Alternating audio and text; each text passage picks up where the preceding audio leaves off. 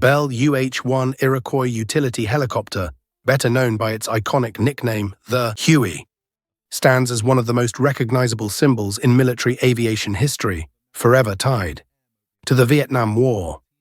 It was also the U.S. Army's first helicopter to use a turboshaft engine, opening a new era of air mobility in modern warfare. Development of the UH-1 began in the early 1950s when the U.S. Army sought a light utility helicopter that could also serve as a battlefield ambulance.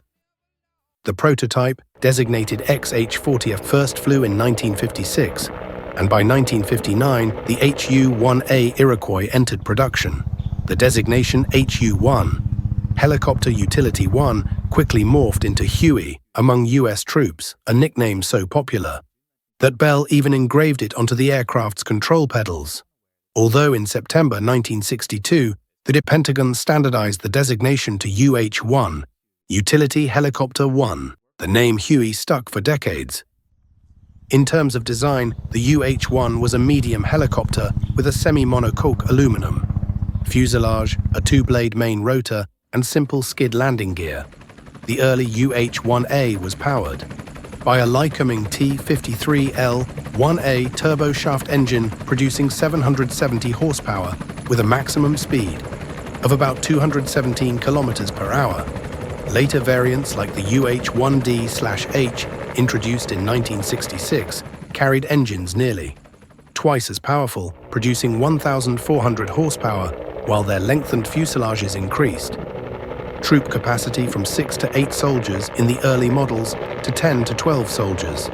From the UH-1 airframe, Bell and the U.S. military developed a whole Huey family: the civilian Bell 204/205 series, the twin-engine UH-1N, and the UH-1Y Venom with a 4-blade rotor used by the U.S. Marine Corps. More than 16,000 Hueys have been produced worldwide, underscoring the helicopter's enduring influence and legendary status. The UH-1 first saw combat in Vietnam in March 1962, when helicopters from the U.S. Army's 57th Medical Detachment were deployed to support the South Vietnamese Army. Initially used solely for medical evacuation, Huey's role rapidly expanded: troop transport, resupply, command and control, search and rescue, and electronic reconnaissance. Armed versions transformed into gunships, mounting 70mm rockets, 40mm grenade launchers, heavy machine guns, and other weapons to provide close air support. The U.S. Air Force even used UH-1 variants for psychological operations and air rescue. America's allies also fielded the Huey. In Vietnam, the Royal Australian Air Force deployed a squadron in 1966, and the South Vietnamese military received many through U.S. transfers. In total, some 7,000 Hueys flew in Vietnam, with over 3,300 destroyed by combat or accidents, a figure that highlights both the intensity of the war and the helicopter's vulnerability. From the outset, Huey proved both invaluable and fragile. A clear example came at the Battle of Ap Bac on January 2, 1963, in Dinh Thuong Province. For the first time, South Vietnamese forces with U.S. advisors attempted a large-scale heliborne assault. That morning, 10 CH-21 Shawnee troop carriers and 5 armed UH-1A/C gunships inserted a battalion of infantry near Ap Bac. But Viet Cong forces, forewarned, set up a tight ambush. Within hours, 5 American helicopters were destroyed, 4 CH-21s and 1 UH-1 gunship, while many others were riddled with bullet holes. Only one left the battlefield undamaged. The clash ended as a Viet Cong victory and a wake-up call. Hueys with thin armor, slow speed, and low-altitude flight during troop insertions were highly vulnerable to concentrated small arms and machine gun fire. After the battle, U.S. advisor John Paul Vann openly criticized poor helicopter tactics, arguing that Americans and South Vietnamese had refused to learn from their mistakes. Instead of abandoning the concept, however, the U.S. doubled down, expanding helicopter forces and refining air assault doctrine to exploit Huey's mobility.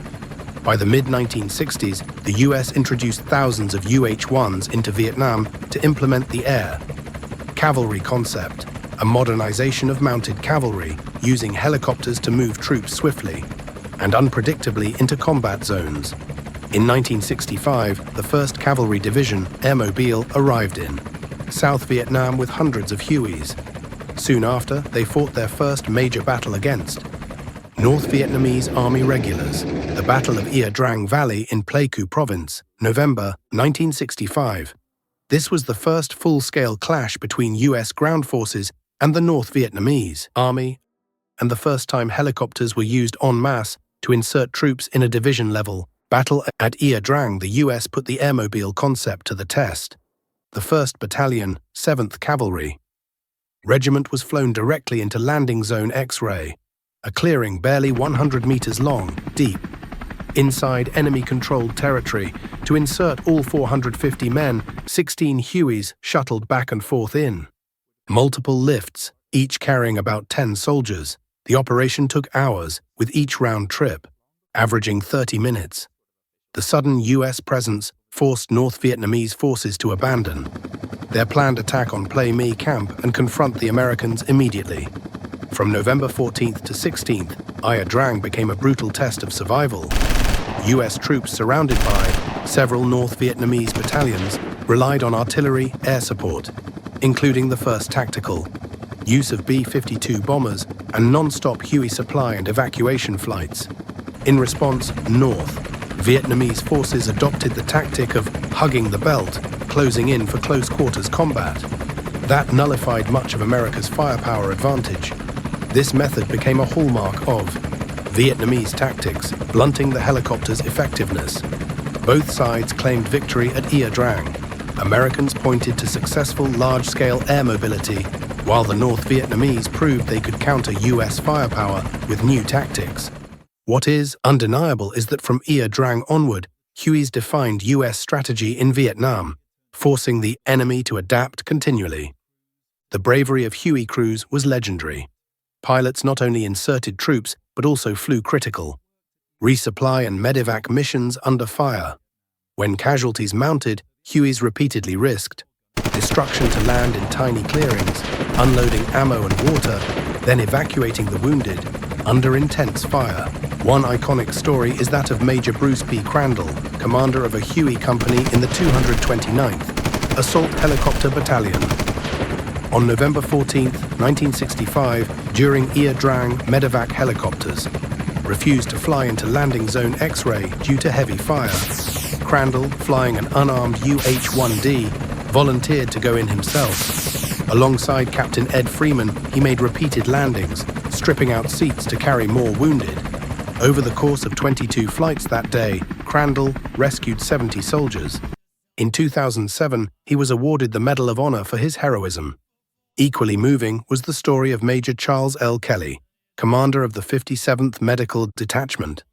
On July 1, 1964, while evacuating wounded from a besieged outpost, Kelly was ordered to abort because of heavy enemy fire. He calmly replied over the radio, "When I have. Your wounded moments later, he was killed by an enemy bullet." His words became the immortal motto of Dustoff, the call sign for medevac Huey missions. Thanks to Dustoff crews, hundreds of thousands of wounded soldiers survived the golden hour by being flown rapidly to field hospitals. The sight of Red Cross-marked Hueys skimming treetops through hostile fire to pull comrades from death became one of the most enduring humanitarian legacies of the Vietnam War. By the peak years of 1966 to 1968, Hueys were omnipresent. Virtually no U.S. ground operation occurred without them. They ferried troops into remote jungles, rushed reinforcements to embattled outposts, and evacuated casualties within minutes. On any given battlefield, the sky seemed filled with rotating flights of Hueys, one group inserting troops, another lifting out the wounded, others circling as gunships to suppress enemy fire. In the end, the Huey was more than just a machine. It became the heartbeat of U.S. operations. In Vietnam, at once a workhorse, a lifeline, and a symbol of both America's technological might and its vulnerability in the face of determined resistance. The U.S. military soon specialized its helicopter formations to increase effectiveness, short dash. Fuselage, UH-1 B/C models were upgraded with more powerful engines and fitted with 2.75-inch 70mm rockets, 40mm M75 automatic grenade launchers, or 7.62mm miniguns, becoming heavily armed gunships nicknamed frogs, hogs, or simply gunships. In contrast, the long dash, fuselage UH-1D/H versions were configured strictly as troop transports. These slicks shed heavy weapons, carrying only 2 door-mounted M60 machine guns for self-defense, allowing them to fly faster and carry more troops. A typical US combat formation placed several slicks in the middle, carrying soldiers, flanked on both sides by gunships. As they approached a landing zone, gunships circled low, suppressing enemy fire, while slicks dove in, dropped troops quickly, and pulled out fast. This teamwork minimized the time helicopters hovered vulnerable over the battlefield and became the signature image of America's air cavalry. Doctrine. By late 1967, the US introduced the UH-1 Cobra, a dedicated attack helicopter developed directly from the UH-1's framework. The Cobra featured a narrow fuselage, tandem seating 4, pilot and gunner, and all weapons concentrated forward. Deployed to Vietnam in September 1967, the Cobra quickly proved more effective than armed Hueys in 1968 operations, thanks to its higher speed and attack-focused design. Though Cobras increasingly replaced Hueys as gunships, the UH-1 remained the backbone of air transport, airborne command and rescue missions. Many veteran pilots praised the Huey's roomy cockpit and excellent visibility, advantages especially useful when a slick could, in emergencies, switch from troop transport to medevac, something the Cobra could not do. The Cobra's arrival, however, marked the beginning of Huey's decline as a frontline combat helicopter. Throughout the 1970s, the US tested new weapons on the UH-1 platform, from TOW anti-tank missiles to 20mm Vulcan cannons, but ultimately acknowledged the design's limits. By the decade's end, the UH-60 Black Hawk began replacing the UH-1 in US Army service. Still, thousands of Hueys continued flying for years across the US and Allied forces worldwide, proving to be one of the most durable and reliable helicopter designs in military history. After the Tet Offensive of 1968, the US shifted to the Vietnamization strategy, reducing its direct combat role and transferring responsibility to the South Vietnamese Army, ARVN.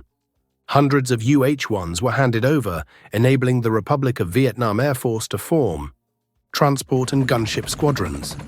In 1970, during the Cambodian incursion, both US and ARVN Hueys played a vital role, flying troops deep into enemy sanctuaries across the border and achieving strategic surprise.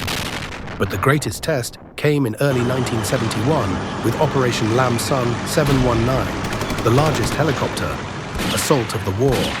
Hundreds of UH-1 sorties inserted ARVN paratroopers and rangers into Laos, aiming to sever North Vietnam's supply lines along Route 9. This time, however, the enemy was ready. A dense shield of 12.7mm heavy machine guns, 37mm anti-aircraft guns, and SA-7 Strela shoulder-fired missiles awaited them.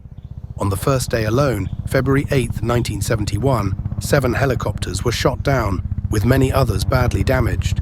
As the operation devolved into a chaotic retreat in March, losses mounted. 107 US helicopters were destroyed, 601 damaged, 20% beyond repair, and hundreds of aircrew were killed or wounded. Many pilots made desperate landings under fire to rescue ARVN troops. Lam Son 719 ended in failure, exacting a staggering price on US and South Vietnamese helicopter forces. In 1972, North Vietnam launched a large-scale Easter offensive, deploying tanks and heavy armor in conventional warfare for the first time. In response, the US rushed to mount UGM-71 TOW anti-tank missiles on UH-1s. In May 1972, 2 specially modified UH-1Bs were deployed to the Tri-Thien Front. each carrying 6 TOWs. Despite only crash course training, US pilots achieved remarkable results. 151 hits from 162 missiles, destroying numerous tanks and armored vehicles during the Red Summer battles of 1972. This was the first combat use of wire-guided anti-tank missiles from helicopters, pioneering a new mode of warfare. Still, the small number of tank-killer Hueys could not reverse the broader tide turning against South Vietnam. After the Paris Peace Accords in 1973, the US withdrew combat troops and slashed aid, leaving the South Vietnamese Air Force struggling to maintain its large Huey fleet amid shortages of fuel and spare parts.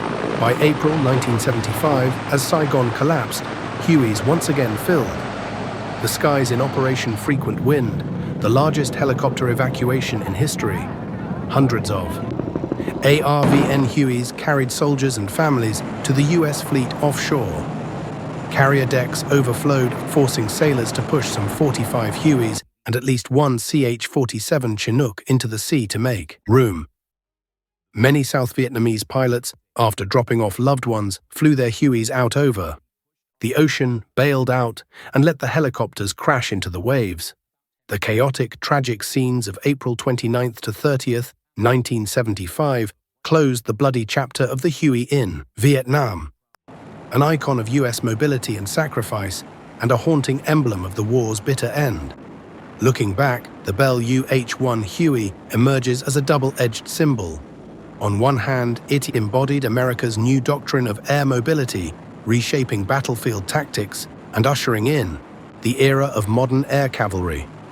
On the other, it came to signify quagmire, loss, and sacrifice for both Americans and Vietnamese.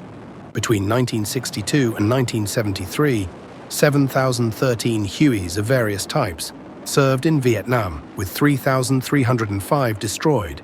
More than 2,380 US pilots and crew were killed, a toll unmatched in helicopter aviation history, yet hundreds of thousands of soldiers were delivered swiftly to battle, and tens of thousands of wounded were saved by the flying at hospitals that Hueys became. The Huey also inspired key military innovations: the creation of air cavalry units, the birth of dedicated attack helicopters like the Cobra, and the proof of concept for helicopter-borne anti-tank warfare. Despite drawbacks, thin armor, loud noise making it easy to detect, reliance on clear landing zones and good weather, the Huey's importance in Vietnam cannot be overstated.